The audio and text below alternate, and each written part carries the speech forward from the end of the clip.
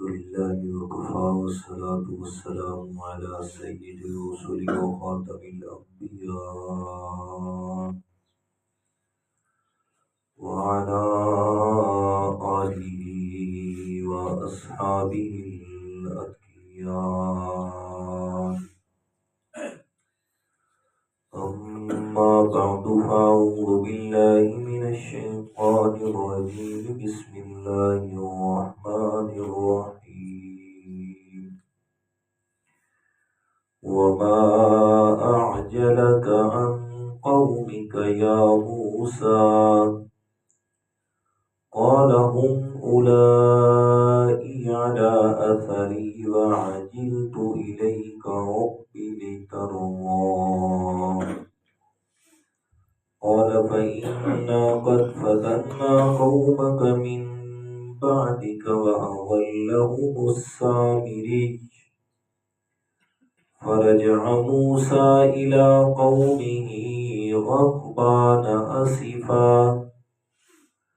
قال يا قوم ألم يعدكم ربكم وعدا حسنا أفطال عليكم العهد أم أردتم أن يحل عليكم غضب من ربكم فأخلفتم موعدي.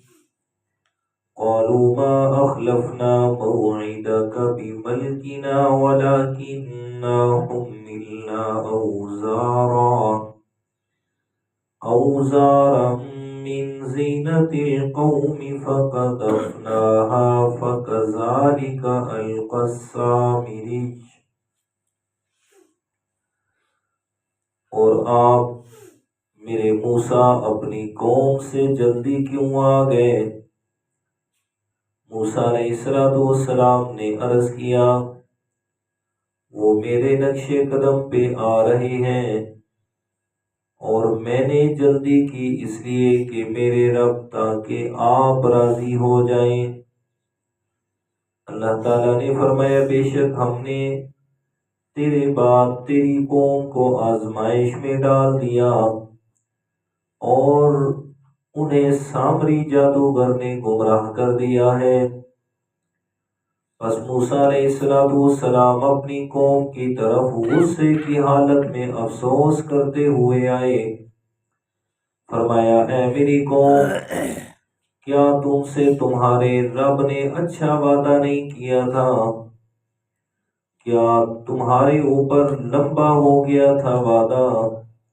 یا تم نے ارادہ کیا یہ کہ نازل ہو جائے تمہارے اوپر تمہارے رب کی طرف سے اس کا غضب اور غصہ؟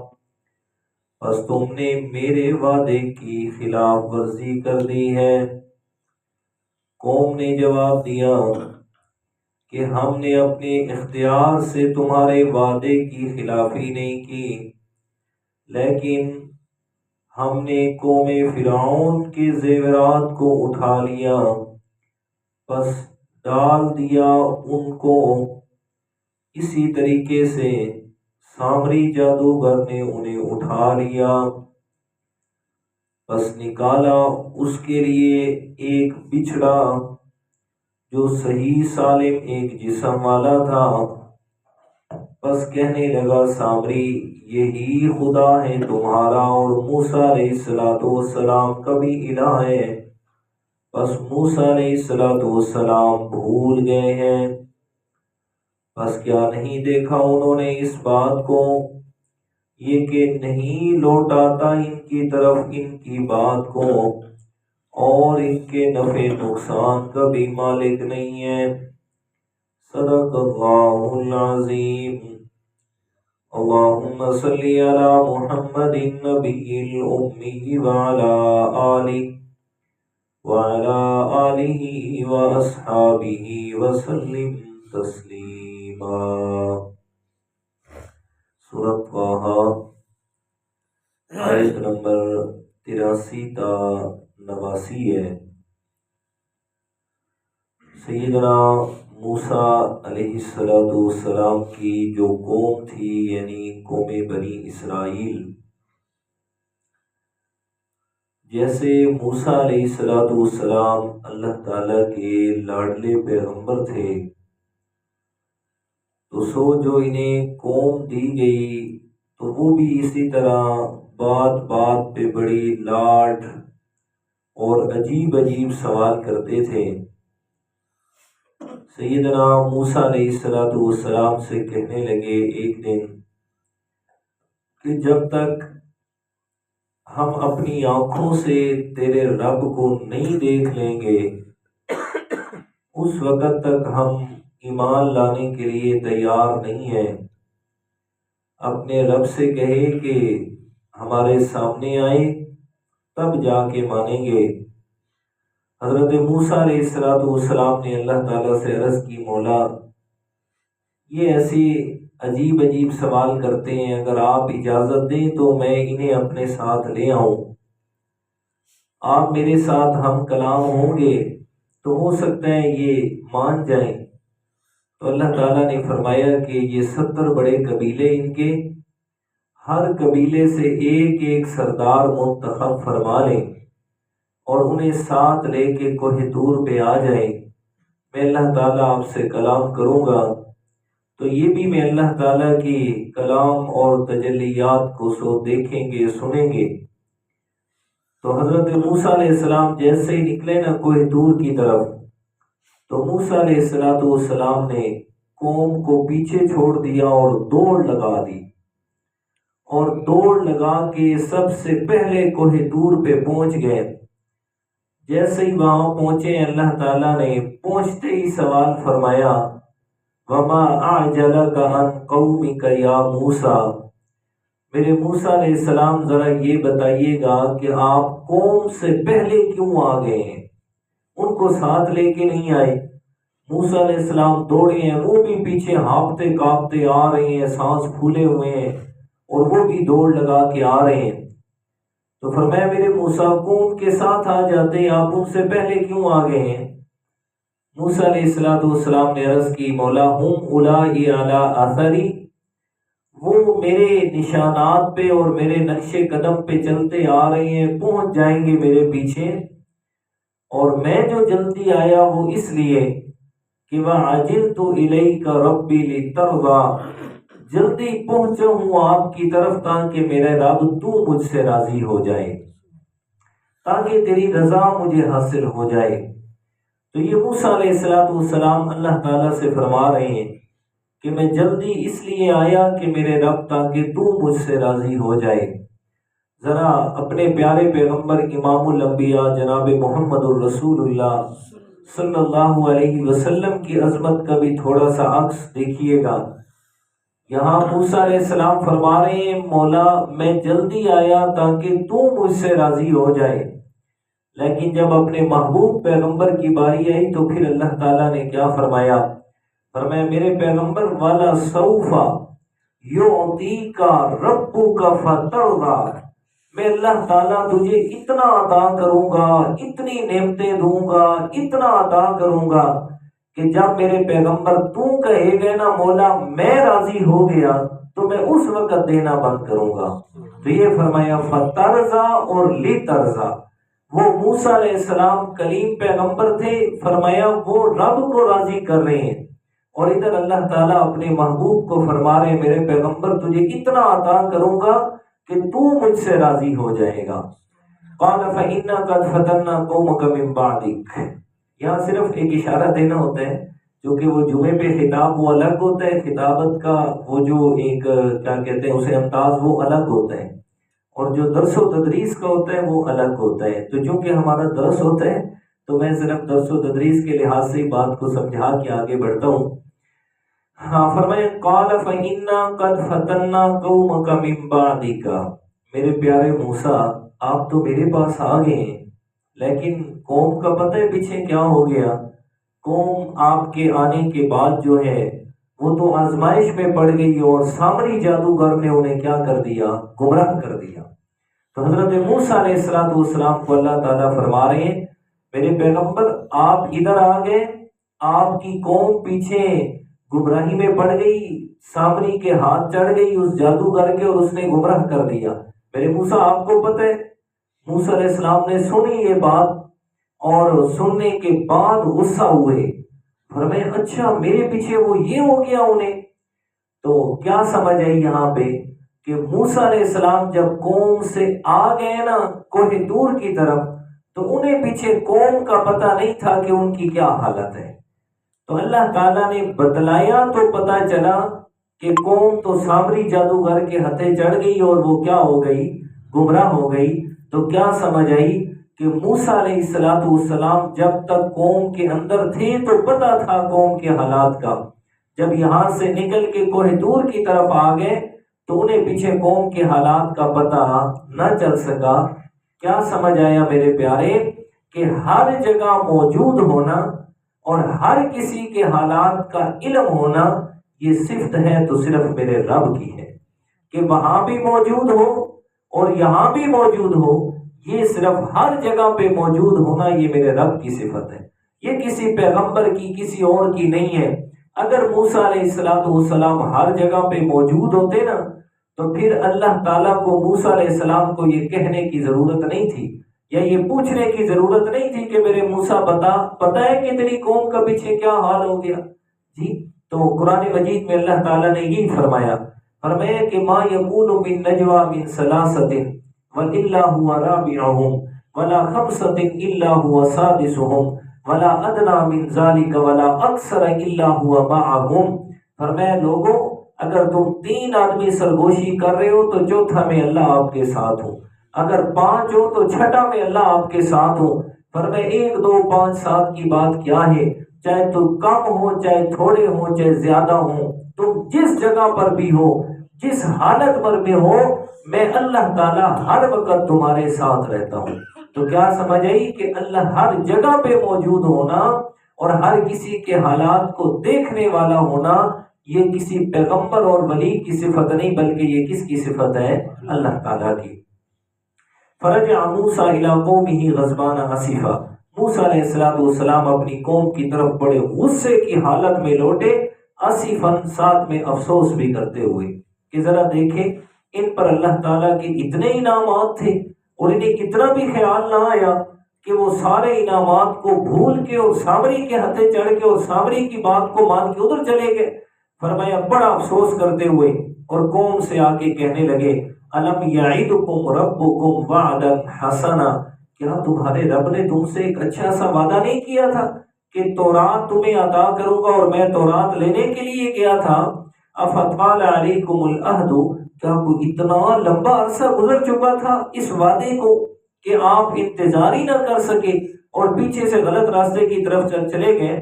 ام اردتم ان یحل علیکم غضب من ربکم فاخلفتم موعدی، کہ آپ نے وعدہ خلاف کر کے اللہ تعالیٰ کے وعدے کو چھوڑ کے وہ جو اللہ نے ہم سے کیا، کیا اپنے اوپر اپنے رب کی طرف سے غصہ اور غضب نازل ہونے کو دعوت دے رہے ہو؟ کیا تمہیں وہ جو دین جس پر میں چھوڑ کے گیا تھا وہ اچھا نہیں محسوس ہو رہا تھا کہ تم اسے چھوڑ کے سامری کے پیچھے چل پڑے ہو؟ تو قوم والوں نے جواب دیا ما اخلفنا موعدک بملکنا، موسیٰ علیہ السلام ہم نے اپنے اختیار سے یہ کام نہیں کیا کہ ہم نے اپنی مرضی سے یہ کام کیا۔ حالت کیا تھی؟ وَلَكِنَّا حُمِّلْنَا أَوْزَارًا مِّن زِینَةِ الْقَوْمِ، کہتے کہ جب وہ فرعون غرق ہو گیا نا پانی کے اندر اور اس کی ساری قوم نے سونے چاندی کے زیورات پہنے ہوئے تھے، اللہ تعالیٰ کے حکم سے وہ تو غرق ہو گیا، تو وہ دریائے کلزم نے وہ سارا سونا چاندی نکال کے باہر کنارے پہ پھینک دیا۔ وہ جس طرف قوم بنی اسرائیل جا رہی تھی وہ باہر اس کی طرف پھینک دیا، ان سب نے اٹھا لیا اور اٹھانے کے بعد فَقَذَفْنَاهَا فَكَذَلِكَ أَلْقَى السَّامِرِيُّ، اور اس کو سامری جادوگر نے لے لیا اور سامری جادوگر لے کے اس نے پھر ایک بنایا بچھڑا، اس سارے سونے چاندی کو گرم کیا اور گرم کر کے سانچوں کے اندر ڈھال کے اس نے ایک بچھڑا بنایا، اور بچھڑا بھی اس طرح بنایا کہ جسد اللہ خوار، صحیح سالم اس نے ایک جو ہے نا بچھڑا بنایا اور اس میں سے آواز نکلتی تھی۔ کس طرح آواز؟ مفسرین کرام نے لکھی ہے یہ بات، فرماتے ہیں کہ جیسے بانسری ہوتی ہے نا، بانسری اس کے مختلف اس میں کیا ہوتے ہیں، سوراخ ہوتے ہیں چھوٹے چھوٹے، اس کے اندر پھونک ماری جاتی ہے، آواز نکلتی ہے مختلف قسم کی، تو سامری جادوگر نے بھی ایسے ہی کیا، بچھڑے کے اندر مختلف قسم کے سوراخ رکھ دیے، جب اس میں سے ہوا گزرتی نا تو وہ آواز پیدا ہوتی، جب آواز پیدا ہونے لگی تو اس نے کیا کہا، ھذا الہکم و الہ موسیٰ فنسیٰ، کہتے موسیٰ علیہ السلام تو بھول گیا، خدا کو ڈھونڈنے گیا تھا، اصل میں تو یہی خدا ہے، یہی تمہارا بھی میرا بھی موسیٰ علیہ السلام کا خدا ہے، موسیٰ علیہ السلام تو بھول گیا تھا، چلو اسی کی عبادت کرتے ہیں۔ ساری قوم جناب سب کچھ بھول کے بچھڑے کی عبادت شروع کی، سب نے بچھڑے کی عبادت شروع کی۔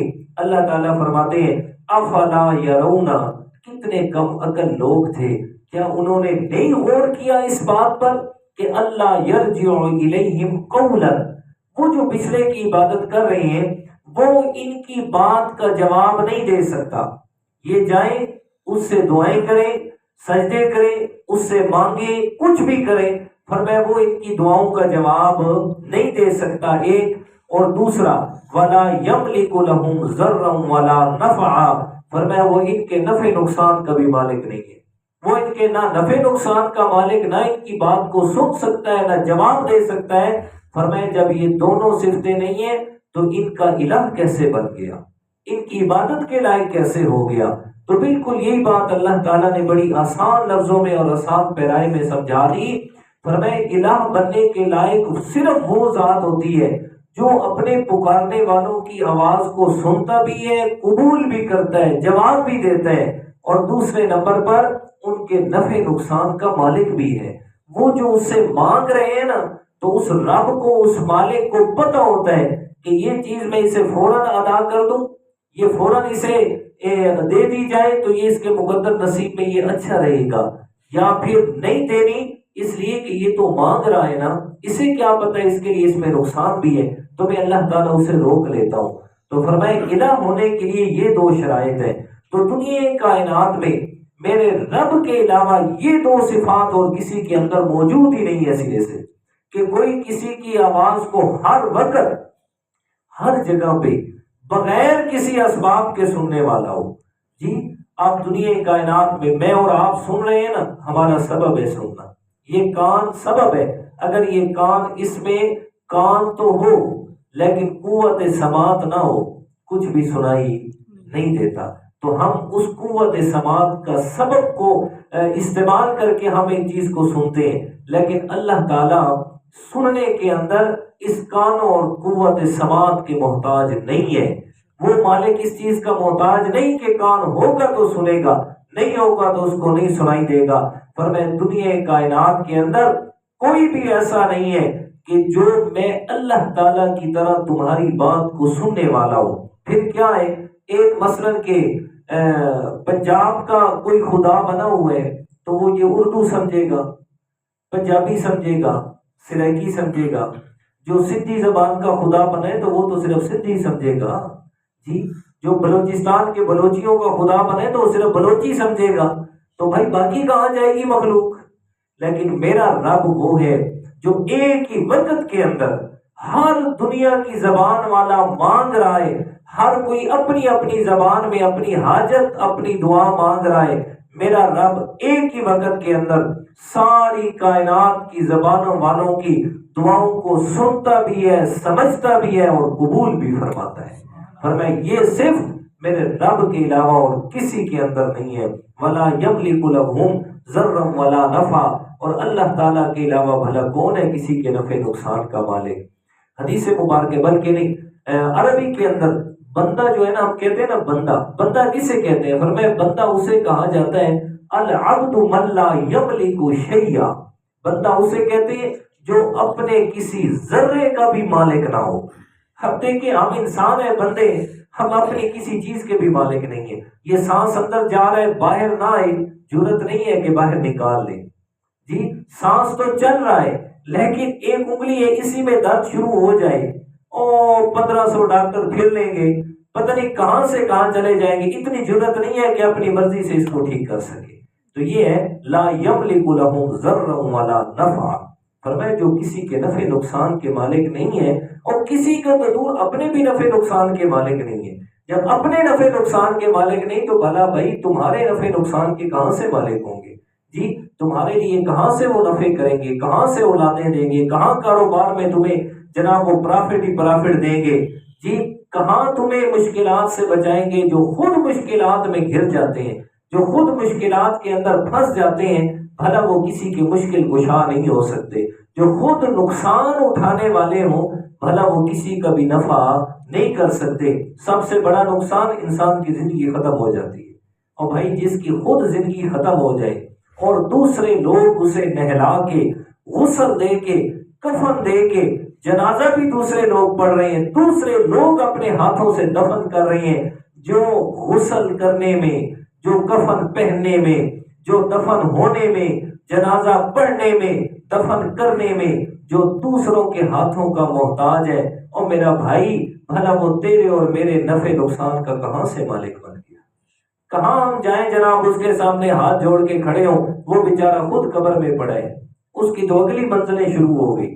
हज़रत शेख अब्दुल कादिर जिलानी रहमतुल्लाह एक बात लिखते हैं, वो फरमाते हैं कि अगर दुनिया वालों को पता चल जाए ना कि मरने के बाद क्या हालात होने हैं, या मरने वाला कोई वापस आके बता दे कि आगे क्या हो रहा है, कहते दुनिया कायनात का कोई आदमी रब का नाफरमान बाकी ना रहे। लेकिन ये मेरे रब की हिकमत है कि उसने वहां एक पर्दा कर दिया, आगे वाला पीछे नहीं आएगा, पीछे वाले आगे जाएंगे, वापस नहीं आएगा। अगर आ जाए तो इम्तिहान खत्म हो जाएगा। भाई जो आगे चला गया उसको तो अपनी पड़ गई, उसका अपना इम्तिहान शुरू हो गया, उसके अपने सारा कुछ हो गया। अब पीछे वालों को उसको कुछ नहीं पता कि कौन मेरी कब्र पे आया और कौन मेरे लिए क्या लाया और मुझसे मांग रहा है कि मैं उसको अदा करूं। इसलिए मेरा भाई ये अकीदा बनाइएगा कि हमारे नफे और नुकसान का मालिक सिर्फ कौन सी जात है, अल्लाह ताला की। जो कुछ देना है सो उसी ने देना है। हमारे मुकद्दर नसीब में जो है वो हमें मिलना है तो रब की रहमत से मिलना है, किसी की वजह से हमें कुछ नहीं मिलने वाला। हाँ, जो हमने नेकी करनी है, अपने ईमान अमाले सहले करने हैं, सो उसका हमें फायदा होगा। दुनिया में करके जाओगे तो आगे फिर आसानी होगी, अगर नहीं करके जाओगे तो फिर आगे आसानी नहीं होगी, बल्कि जो किया है उसका हिसाब देना होगा। अल्लाह ताला अमल की तौफीक